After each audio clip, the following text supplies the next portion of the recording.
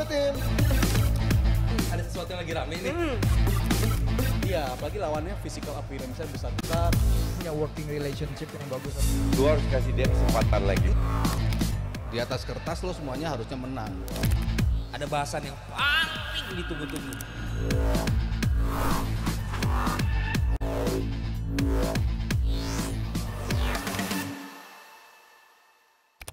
Balik. Semakin dekat juga menuju qualifier dari World Cup ronde ketiga. Pastinya banyak sekali berita-berita timnas yang sangat dinamis. Selamat datang di Timnas Day.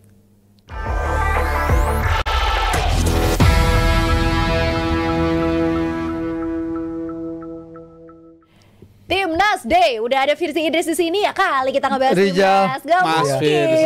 Rizal dong. Firzicio Romano. Kagak. Pokoknya kalau udah ada Bung Firzi atau Bung Harpa, you know it, jebret tim kita pasti bakal bahas Timnas. Alright, kita bahas dulu Simon Tahamata dikabarkan akan bergabung ke Timnas Indonesia. Sebagai pemain namanya harum. Coach Justin juga, ini aku mengutip ya, bilang kalau sampai kejadian dia bakal happy banget. Jarang-jarang lihat Coach Justin dengan bangganya declare dia akan happy. Biasanya dia agak-agak cool, agak-agak jaim. Tapi kalau menurut Mas Firzi sendiri bagaimana dengan nama ini dan juga Timnas Indonesia?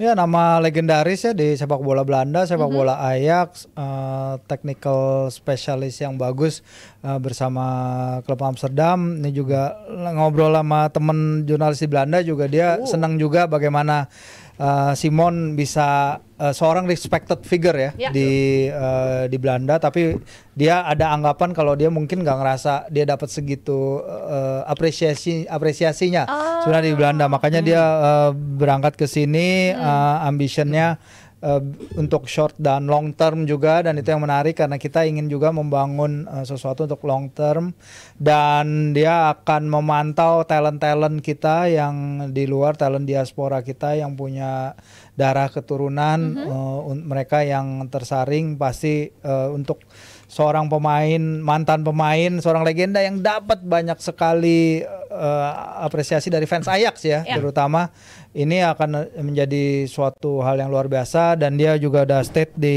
media Belanda kemarin, katanya this is more than a job, sebuah opportunity untuk contribute ke future of Indonesian football dan meneruskan knowledge yang dia punya ke generasi berikutnya, ke tempat di mana dibutuhkan, yaitu di sini. Sebenarnya menarik benar karena kita kan anggota diaspora kita juga banyak ya di sana, dan tentu saja dengan kehadiran Simon ya mereka yang terpilih bukan lagi berdasarkan siapa yang bawa atau siapa yang menyodorkan, tapi emang benar dari mata seorang legenda yang spesialisasi tekniknya ada gitu. Jadi dia seorang yang udah lama berkecimpung di football development, spesialis untuk melihat kemampuan para pemain di lapangan, dan ini menurut gue ya membentuk tim kepelatihan yang sangat hebat sih. Berarti specifically, sorry aku potong, untuk perannya lebih kepada scouting and development atau? Iya, katanya seperti itu.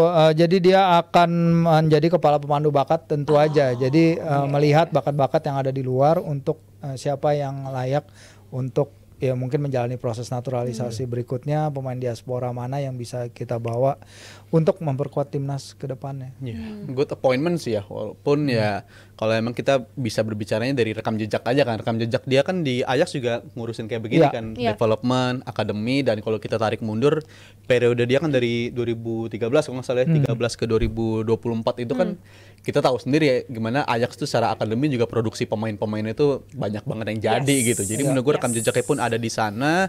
Bahkan gue juga baca artikel dia kerja sama akademinya pelatih akademi itu kan banyak jebolannya kayak Frankie De Jong gitu kan, pemain-pemain yang luar biasa semua gitu. Jadi menurut gue itu good appointment, dan emang kita ngasih dia kapasitas pekerjaan yang emang sesuai dengan keahlian dia banget gitu. Dan ini kayaknya udah jadi tren ya, tiap kali kita mau dapet di match qualifier selalu ada berita pengumuman gini ya, kayak sebelumnya beberapa hari sebelum lawan Australia kita kedatangan Jordi Cruyff ya. Habis itu sekarang terjadi lagi kayak begini, kayaknya emang udah jadi berita dan udah jadi pola kayak begitu. Dan ya ini sih gue sambut baik karena dari segi kapasitasnya gue yakin ini orang yang tepat banget, dan ya harus bisa sinergi juga dengan ada yang di dalam negeri, karena tadi yang kita juga berpikir pas Jody Cruyff, gue ingat banget diskusi di sini tuh dia bakal di mana nih, berfokus di mana, di Indonesianya apa di Belandanya. Tapi dengan kondisi sekarang, dengan sinergi dia, pengalaman dia untuk bekerja sama dengan pelatih akademi, gue rasa ini bakal jadi good appointment dan bisa mengakselerasi kalau emang target kita ya makin banyak turnamen di depan mau kita kejar semua, ya ini orang yang tepat banget kalau menurut gue.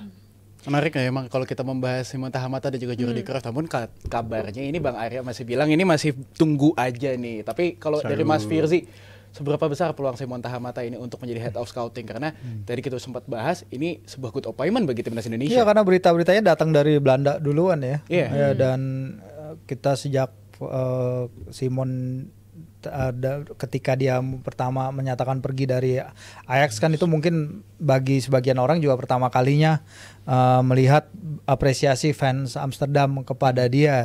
Dan ini tentu akan jadi nilai positif ya, menarik kalau bisa dipastikan dalam waktu dekat, tapi kita tunggu aja resminya ya, walaupun udah bocor di sana. Jadi kita akan lihat nih kapan waktu penentuannya atau window ini apa nanti window ke depannya. Ya, yang udah resmi nih masalahnya Kak Cita, kita udah dapat kabar lagi nih soal mengenai timnas Indonesia. Ramadan Sananta yang awalnya dikaitkan dengan Persija, ataupun akhirnya berlabuh ke Brunei. Tapi ini pastinya jebret tim ini pastinya agak sedikit bingung ini karena kemarin beredar kabar tim Brunei DPMM ini bermain di kompetisi Singapura, tapi sebenarnya terdaftar di Liga Malaysia. Jadi sebenarnya mungkin Mas Firzi bisa kasih info sebenarnya Brunei DPMM ini bermain di Liga mana sih sebenarnya? Jadi emang DPMM tuh main di Liga Singapura ya, bahkan sempat 2 kali juara, terakhir pada 2019, dan dia 3 kali juara Piala Liga Singapura dan sekali runners up Piala Singapura. Tapi musim depan DPMM ini akan balik ke Liganya Malaysia Super League. Ya? Iya, jadi emang DPMM kembali ke Liga Malaysia setelah 17 tahun absen.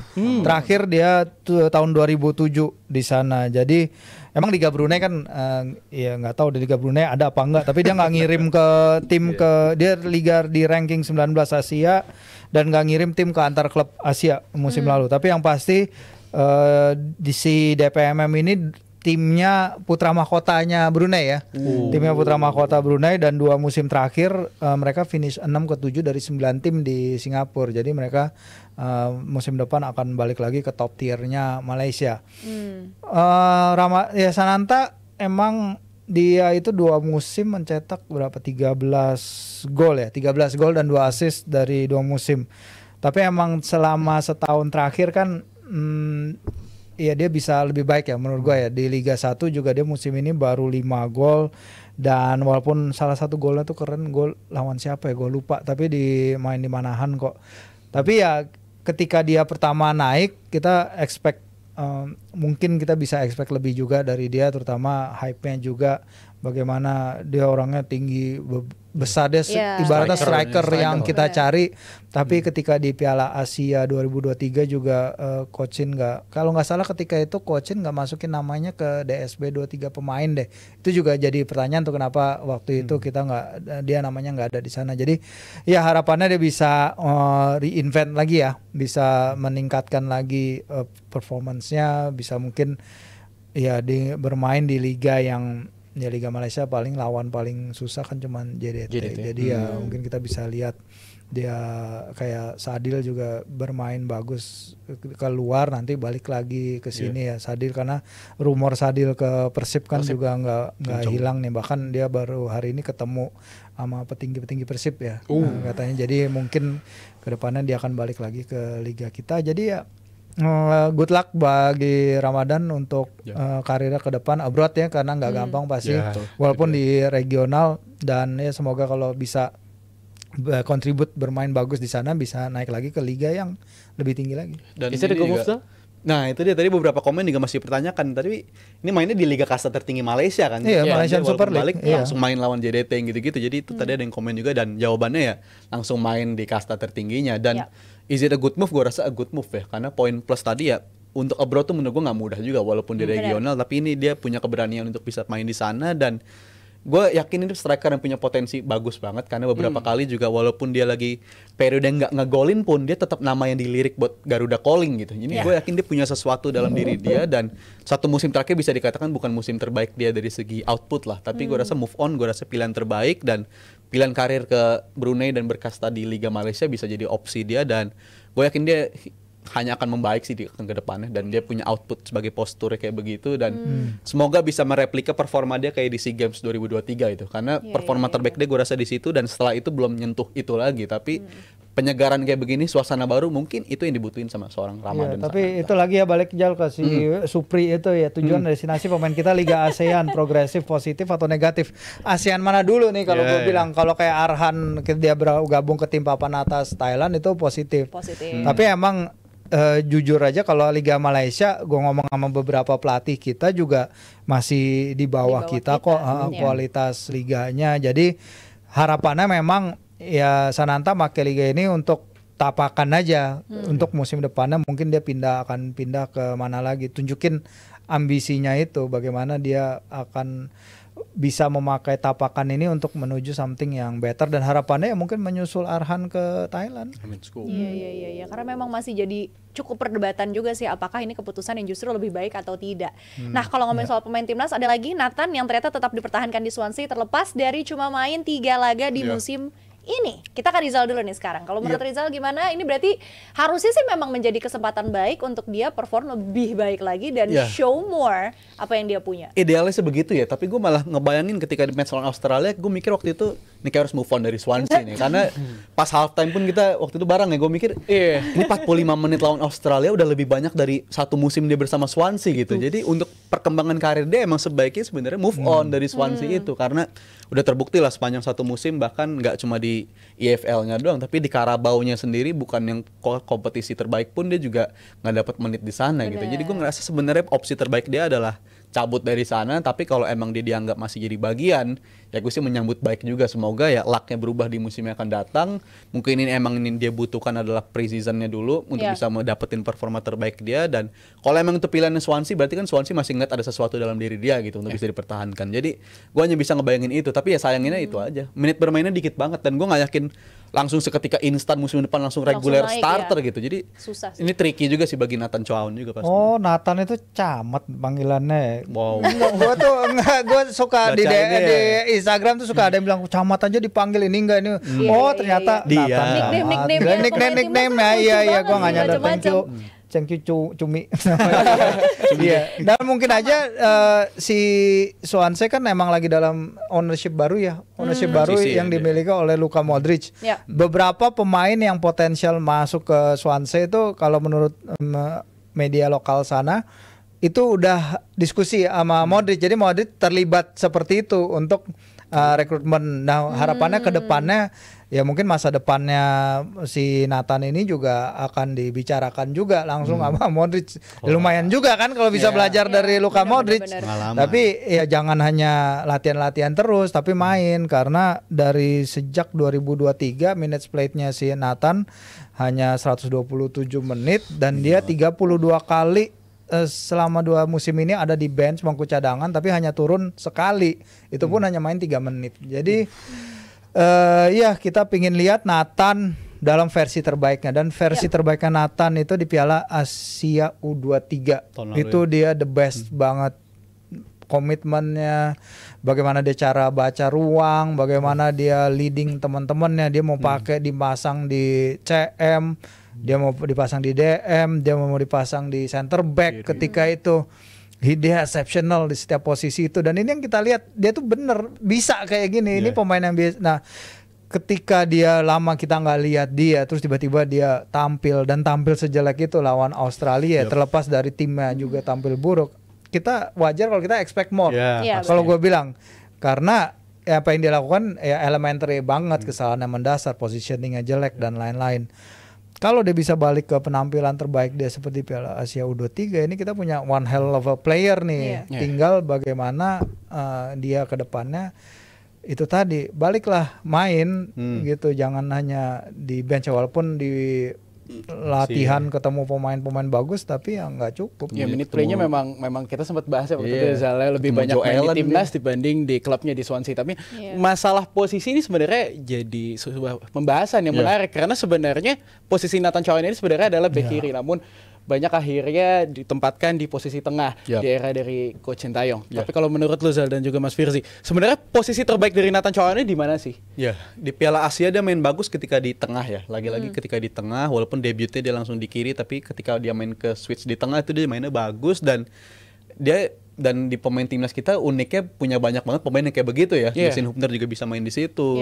Beberapa pemain juga dari kiri bisa ke tengah gitu. Tapi gue ngeliat Nathan kayaknya punya potensi sebagai di tengah partner dari defensive midfield gitu. Karena bayangin aja Patrick Kluivert game debut dia, pilihan pertama dia adalah langsung ke si Nathan Chow untuk dampingin Tom Haya walaupun outputnya nggak terlalu bagus. Tapi dia ada potensi di sana. Dia punya di Piala Asia gue yakin game kita yang kita maksud sama kali ya. Game yang dia bagus untuk naik turun ngerebut bola jadi breaker itu ketika dia main di tengah dan itu tadi fakta yang agak mind blowing sih bagi gue ya karena kita sampingkan qualifiers ronde 3 menit bermain dia di Piala Asia berarti lebih banyak dari tahun 2023 sejak dari 2023 di Swansea. Satu turnamen lebih banyak ketimbang di klubnya selama 2 tahun terakhir itu agak mind blowing sih menurut gue tapi kalau ditanya posisi terbaik gue masih yakin dia di tengah di posisi pendamping defensive midfielder sih kalau menurut gua. Setuju Mas Firzi? Kalau gue bilang dengan usia dia seperti itu, dengan versatility yang dia punya, itu justru jadi kutukan buat dia, jadi sisi negatif dia karena pelatih jadi nggak tahu dia tuh main di mana bagusnya. Mau main di wing back kiri, mau main di tengah, dan dia nggak bisa punya waktu untuk nunjukin itu di game situation.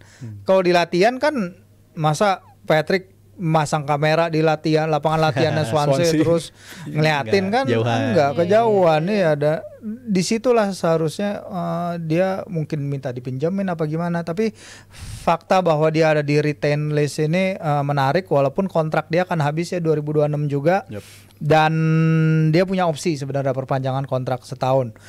Masalahnya kenapa dia nggak dipinjemin kalau cuma hanya duduk-duduk doang di bench, kadang main di ronde pertama, ronde kedua Piala Liga, tapi habis itu dia nggak hilang aja semusim. Ini menurut gua buruk bagi timnas kita dan buruk bagi karir dia karena juga, kita perlu dia gitu. Kita perlu pemain yang ready masuk ke timnas itu ya sharp, tajam dan siap untuk fight. Dia kan kelihatan banget di Australia. Dia ketinggalan 1-2 pace-nya ketinggalan, awareness dia kurang dan ini yang nggak boleh terjadi lagi lawan China. Tadi bener ada yang bilang juga tuh lawan China nggak ada lagi eksperimen karena Coach Patrick udah punya TC dari tanggal 26 hingga tanggal 1 di Bali, habis itu lanjut ke Indonesia lanjut ke Jakarta, Bali saat Indonesia kalau kata bule itu Indonesia Bali beda Indonesia sama Bali beda. Nah, jadi dia akan punya waktu lama untuk nentuin pemain mana yang sharp ya siapa tahu ternyata di lapangan latihan di Bali si Nathan nunjukin ya dia sharp tapi ya dia harus bayar kepercayaan Patrick jangan kayak terakhir kali. Ya bisa jadi dia punya kesempatan di situ tapi yang paling idealnya untuk lawan China ya untuk di tengah lanjutin ketika game lawan Bahrain yang menurut gue itu yang paling ideal. 3 di belakang udah kebentuk, 2 di tengah udah kebentuk dan wingback kayaknya bakal ngelanjutin juga. Jadi kalau untuk Nathan ya bakal jadi additional juga untuk tim kita selalu bagus kalau punya kualitas pemain yang main abroad kayak dia tapi ya untuk di otak-atik di area langsung main di line up menurut gue line up kita udah kebentuk di area belakang dan tengah. Jadi kayaknya nggak ada space buat Nathan surprise kayak live game lawan Australia gitu karena udah kebentuk banget menurut gue. Iya. Menarik ya kalau kita bahas timnas tuh komen juga langsung rame, ya kan? Semuanya pada punya ambisi dan harapan yang sama besarnya sama tim nasional Indonesia kita yang memang setelah kita lihat rombak pasang beberapa bulan bahkan setahun terakhir ini rasanya memang harapan itu kembali ada. Apalagi menghadapi Cina lawan Jepang ya, nantinya menjadi ajang pembuktian bagi timnas Indonesia apakah bisa lolos ke ronde 4 ataupun tidak. Semoga saja. Kita pasti menjadi doa kita semua pastinya kan timnas Indonesia bisa lolos nantinya menuju ke ronde keempat. Tapi gue juga pengen ngingetin nih buat Jebret Tim. Nanti malam kalian yang mau nonton Europa League kalian tidak sendirian, cause you'll never watch alone karena Jebret Media akan mengadakan live reaction final dari UEFA Europa League yang akan mempertemukan Manchester United menghadapi Tottenham akan dimulai di jam 1 malam. Monggo, kalau misalnya kalian mau nyawer nanti malam silahkan karena nantinya Rizal siap untuk melakukan apapun yang Rizal doang, kan ada kamu benar. juga. Benar. Kan kemarin Dava udah. Dava udah. Gua udah. Oke. Dikira gua belum. Gua botak udah dong. Nanti ini misalnya Aris nih nanya nih, kok nggak botak sih, Fai? Tenang. Iya. Minggu depan gua akan botak. Jebret tim, tenang ya. Nah, Lu nggak lihat abis gua udah ini merah Rizal. waktu itu. Abang udah botak loh. Abang udah botak. Lu masa lu nggak ada apa gitu? Udah merah waktu itu. Merah belum botak. Tapi emang Merah gua nggak setuju. temporary. Merahnya tuh cuma Iya, sebentar. iya, Harusnya sebentar, sampai iya. sebulan 2 bulan ya nggak sih? Kan belum Betul. semua viewers kita lihat. Aduh, rambut lo merah. gimana, Coba Sal? alasan sebenarnya aja. Gak berani Ada. dia. Sebenarnya Ada alasan sebenarnya dia. Thank you Mas Firzi udah dibela. Thank you Mas Firzi. Pokoknya nanti Ya ditunggu udah, aja ntar ya udah malam boleh. pokoknya Siapa ya. tahu nanti kan ada challenge-challenge yang lain Ya, yang betul. harus warnain rambut, tapi Open buat kita. Rizal specifically gitu. Boleh banget, makanya Open. nyawer ya, Yoi, Jebret tim yang open baik. Ya nanti malam pokoknya di jam 1 malam ya. Nanti kita akan mulai live. Balik lagi sama gue DP Fai dan juga DP Muda. Bersama dengan Bapak CEO juga. Nanti ada Bang Valentino Jebret Simanjuntak yang akan menemani kalian. Terima kasih banyak teman Kak Cita. Terima kasih banyak juga Rizal. Nanti kita ketemu lagi. Terima kasih dong. banyak Mas Firzi. Terima kasih banyak juga pada Jebret tim yang sudah melakukan saweran dan menemani kita di DPI Live hari Rabu. Terima kasih juga kepada Awi dan juga PT Mitsindo Visual Pratama. Kita Yes. jumpa lagi nanti di jam 1 dini hari. Bye-bye Jebret tim. Thank you for watching. Halo Jebret Tim. Ada sesuatu yang lagi rame nih. Iya, apalagi lawannya physical appearance-nya besar-besar. Punya working relationship yang bagus. Lu harus kasih dia kesempatan lagi. Di atas kertas lo semuanya harusnya menang. Ada bahasan yang paling ditunggu-tunggu.